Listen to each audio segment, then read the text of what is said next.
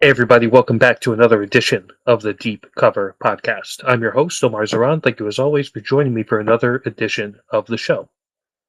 Been a little bit of a couple week break, and main reason is I was just kind of regathering my thoughts, thinking about how to approach the pod kind of in 2026. And thank you all for kind of bearing with me here and still listening to the show. I want to talk this week about something that happened during the college football national championship game between Miami and Indiana, which Indiana won. Congratulations to the Hoosiers and Hoosier fans. Their first national championship ever in football in their history, which is an incredible accomplishment. And Kurt Signetti has done an incredible turnaround there. And they're going to be a power in the Big Ten for years to come, I think, as long as he's the coach there and able to get players. But something happened during this game. So the game is happening at Miami's home field at Hard Rock Stadium in Miami, and there is a panning in the crowd, like a lot of these games tend to do, especially college games. They pan the crowd. They tend to find relatives of players, or they'll find attractive, typically female students, or they'll find the guy who has his shirt off and has his chest painted or something, right? They're always going to kind of pan in between the action to show fan reactions, that sort of thing. And sometimes you get a famous person. We see it across all sports where famous people, celebrities, they're going to be at games and they're going to be on camera eventually because they're of notoriety. And what happened in this game is the cameraman panned to a woman in the crowd who come to find out was Abella Danger. Now, if you don't know who Abella Danger is, she is I believe now, I guess you call it retired or former pornographic actress, adult film actress. And she did OnlyFans, but she's still active on the scene. She, I think, recently attended the AVN Adult Video Awards. And a lot of people kind of jumped on this happening. People recognized who she was, and were just like, "Oh, they're the cameraman is he likes porn and all this stuff," and just made a bunch of jokes and all that. And she was highly invested in the game, looked incredibly concerned, and again, if you're unaware, she is an alumnus of Miami, got a law degree from there, I believe, as of last year. And that's what I imagine is the career pivot that she's made since leaving the adult content industry. And it created this whole thing.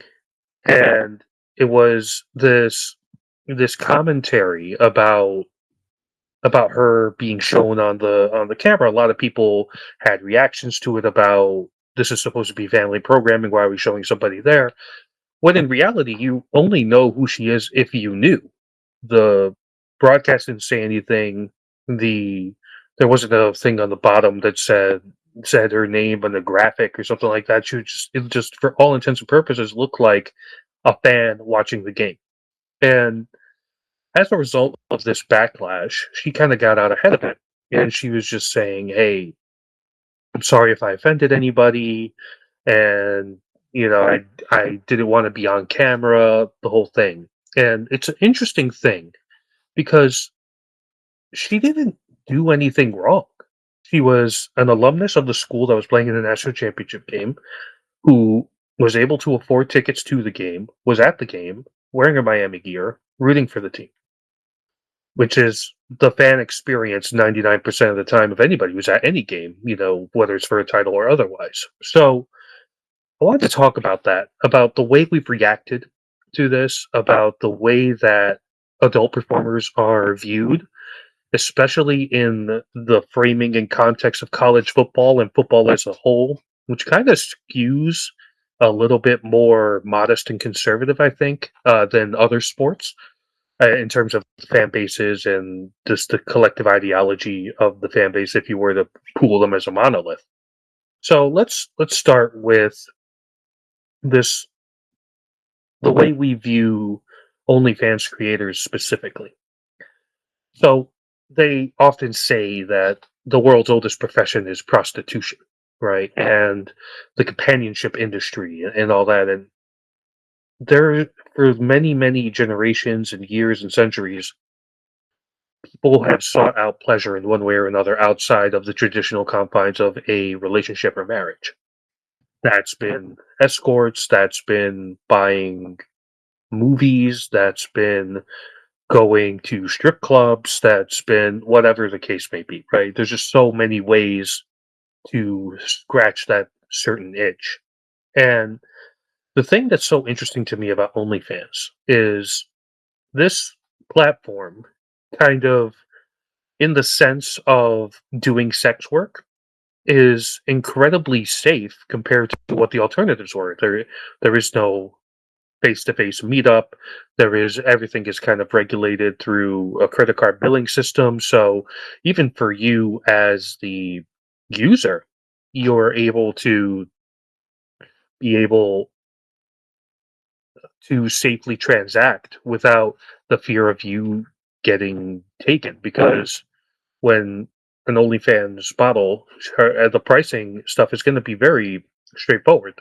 She's going to have her subscription pricing on her profile page. You decide if you want to subscribe to that. Then, through after you subscribe, you have the option to buy different videos that they're going to send to you or have available for purchase. And there is no hidden tipping function. There's nothing. That It's very straightforward and upfront. So a lot of women have taken to using that platform to get into this line of work. Now, I know somebody who started to do that. She did it for a while, burned out on it pretty quick, and then stopped. And in that sense, it's really no different than any other type of content that people make online these days, because it takes a lot of commitment, dedication to stay at it, to stay pursuing it, and to eventually be successful. But what OnlyFans provided for the women performers is similar to what YouTube has done for the creator economy. It's similar to what Instagram has allowed and TikTok has allowed um, brand influencers to do, where you don't need to be a part of this huge apparatus. You could do it independently and still make a living off of it. If you had the right formula. And from that perspective, it's been viewed as a women's empowerment sort of thing, right? Because you control what is shown, you control what is offered. You don't have to put yourself in a position that's compromising. For instance, you think about like the old running casting call couch joke that would be out there a lot in like the 90s or in the 2000s, where people say, "Oh, I'm going to LA to be an actress," and then you get roped into doing porn or whatever. This is all consensual. This is what you want to do. But what's remained, though, is the stigma against this sort of work, right? And that stigma has not gone away. If anything, I would argue it's increased, because a lot of times you'll have an OnlyFans model as a presence on other platforms like X or Threads or Blue Sky or whatever, and she'll just be commenting on other stuff. And a lot of people look at it as just her trying to rope you into her OnlyFans subscription. Although you might be thinking, yeah, if she's only posting to drive to that, then that's kind of marketing 101. But no one says that when a YouTuber does it. No one says that when anybody says, "Hey, check out the link in my bio over my affiliate link," or like me personally, check out my podcast, check out my articles. There really is no difference. But there's a stigma about sex work online being easy money, right? And that it reminds me a little bit actually of this old Islamic proverb, which kind of is like rough translation, and from what I remember of it, that it's easy to make money in the sinful haram way, but it's difficult yet more rewarding to make it in the halal way, right? And which is more of the righteous way. And with OnlyFans, it feels like everybody has painted that this is wrong, sinful, whatever, and that men are or people who use these services are suckers, right? And your opinion on that probably isn't going to change whether I say something about it or I don't. But that's just generally the stigma, and it tends to make people uncomfortable, right? You could say, "Hey, I do dance or I teach dance for a living," right? Everyone's like, "Oh, cool, this person is a teacher." You say, "Oh, well, actually, what I meant by that is I do strip teases on OnlyFans or I work at a strip club." People tend to look at you a certain way. There's a built-in stigma, specifically in America. I don't think it's as heavily present in Europe, but or maybe even it is, but as far as I know, I don't think it is. I think it's a lot more mainstream and accepted in Europe, whereas here, it's almost like a residue of the puritanical upbringing in the United States. In the sense that we came to this country and there was a big faction that were Puritans in Massachusetts and stuff, and there's been a little bit of that that has kind of stayed as part of the foundational uh, aspect of this country. And you think about how religion, specifically Christianity, has kind of taken a foothold politically in the country, and you kind of see where that poo pooing kind of comes from. But at the same time, here, we're looking at a person who is attending a football game, right? So you're trying to tell me just because a person does sex work that they're not allowed to go to an event that they can afford to attend that they want to attend? And again, you think of like I watch the Knicks, right? Celebrity Row at Madison Square Garden is a segment at every single Knicks home game. So 41 times a year, we're seeing like Spike Lee or Timothy Chalamet or Fat Joe or Mariska Hargitay in the crowd, and we're panning to them because hey, this is a person of note. Yet, and we don't have a problem with that. Yet, when it is a woman who's kind of considered divisive, then we all of a sudden have a little bit of a problem. And again, we've panned to businessmen and women who have committed fraud, right? Who have defrauded people or have done something nefarious in their lives. We've former athletes that have been accused of certain things, and but there is no moral panic over that. The moral panic is over panning to an adult film actress, and it's like there's two separate playing fields and measurables here at work because on the surface, this is just a fan, an alumnus watching a game, right? And it's a bunch of people who had problems with it because they looked up who she was and then were outraged that they would allow somebody who does this kind of type of content to even enter the stadium. And it's like, do you want people to actually be able to live lives? Just whether you agree with her career choice or disagree with it, people should be allowed to attend functions, allowed to attend games, to have a life outside of whatever they do for work. And it almost is sending the message that you're you're not welcome here because of what you do for work. It's almost like a drug dealer in a way, right? Where it's like a drug dealer shows up to a high school basketball game and people kind of want that person out of there because they are doing illegal activities. The difference here is that OnlyFans work, sex work, it's not an illegal activity. It's incredibly legal and even more legal than it was before when it was shady backroom dealings in a strip club or being a part of an illegal prostitution ring, right? And people get so kind of pearl clutchy over this thing. And I feel like it's especially true in football because the I think it's pretty safe to say a lot of these more guarded views come from the political conservative side of the aisle, although there are a lot of liberals and liberal feminists who are super against sex work. But by and large, the big time pearl clutching does come from the conservative side of the aisle. College football, specifically more so than the NFL, is very conservative based because think about the places where teams are awesome. The Deep South, a city like Columbus, Ohio, which again, Ohio is typically voted along the conservative side more often than not. And think about where they're not. The East Coast is basically devoid of elite football powerhouses. Like you say, or like Penn State and Boston College, maybe.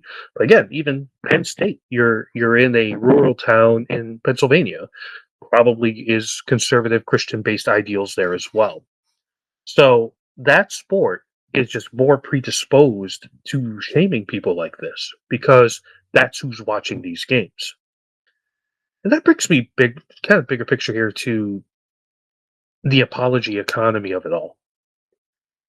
The idea that Abella Danger felt the need to have to apologize is preposterous to me. Literally, she's in the stands existing, right? She's not doing anything. She's not flashing the fans. She's not flashing the camera. She wasn't wearing anything overly provocative that you wouldn't expect to see at a football game. And it reminded me at first when I was planning this episode, it reminded me a little bit of Jen Sturger in 2005. But the difference there is that Jen Sturger was just a student at FSU.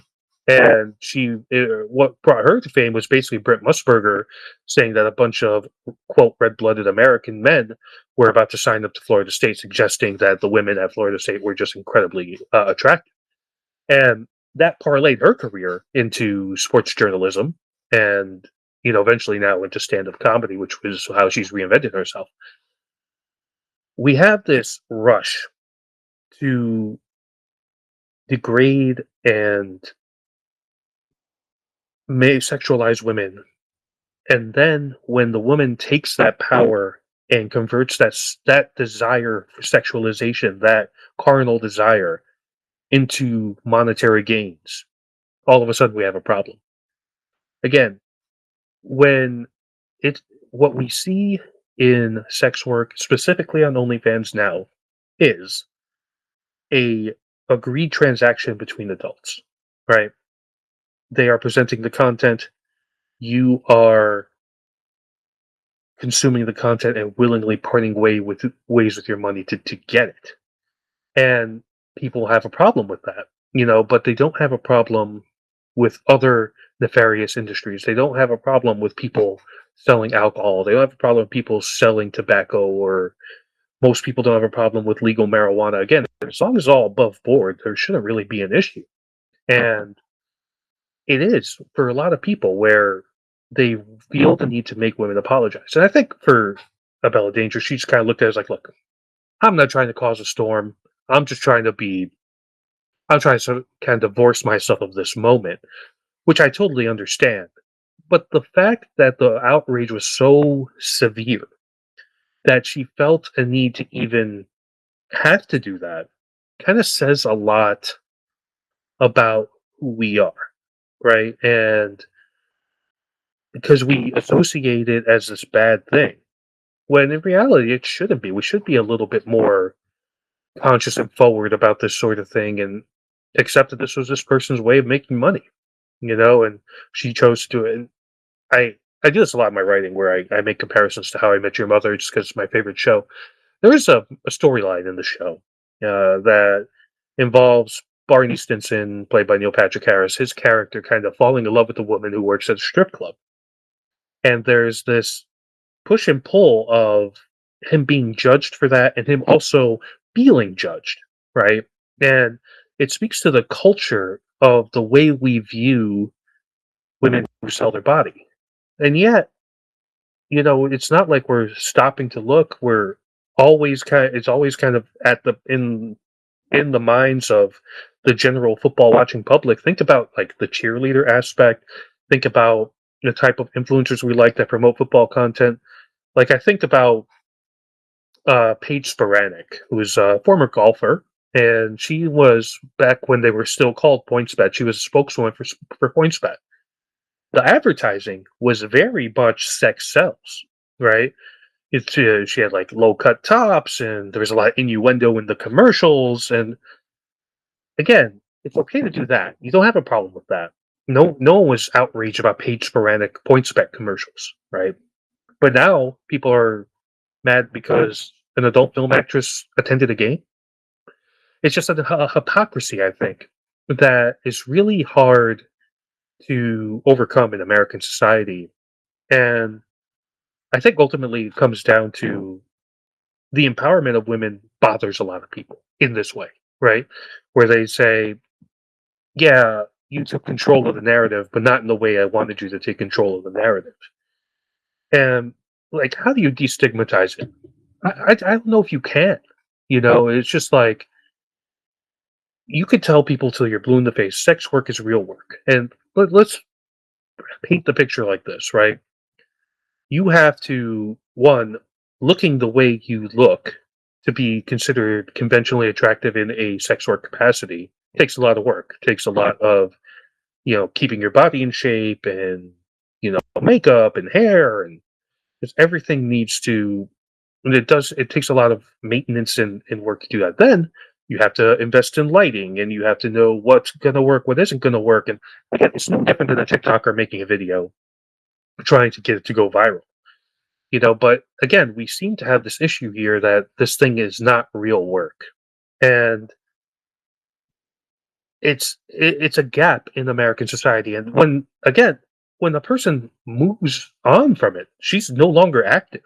It's branded like a scarlet letter for some reason, right? And that part to me just says so much about us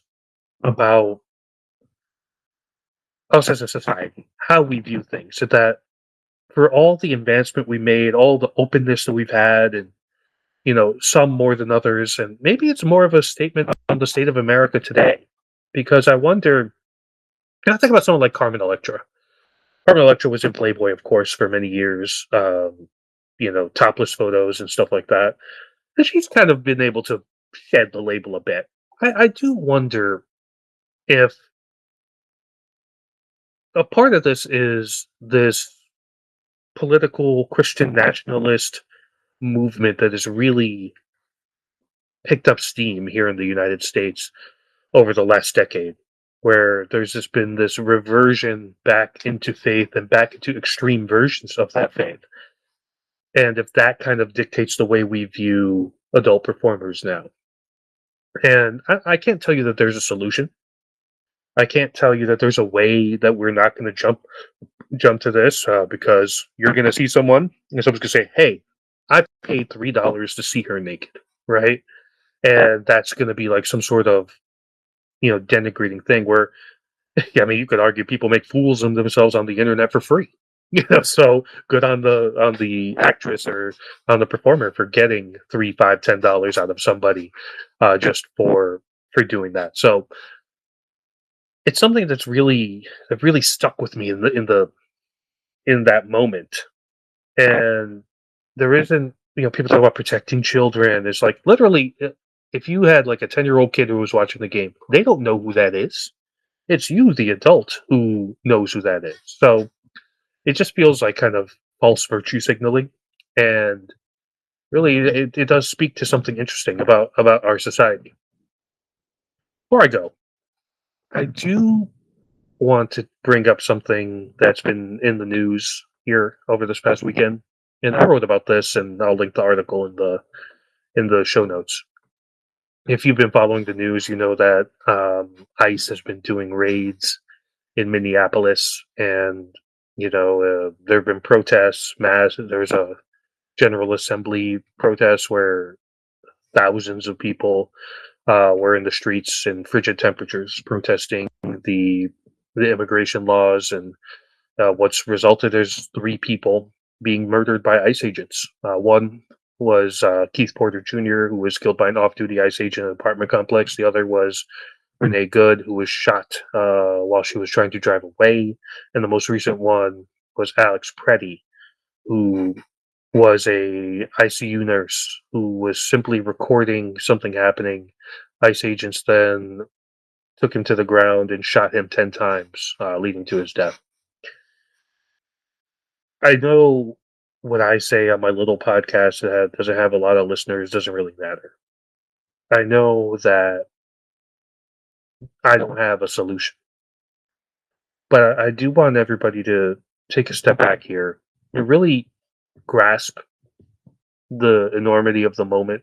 I wrote in the piece that, as an Arab American, I feel like I've been under siege since 2001, since after 9/11. Um, where there's been a narrative pushed about me and people who look like me and have my ethnicity and heritage.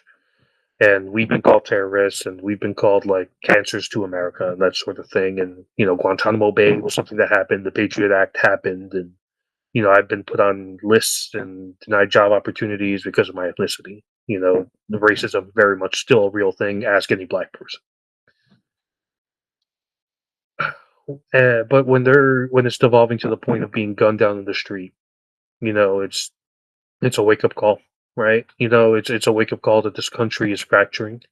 This country is in need of action, and I don't know what that action looks like.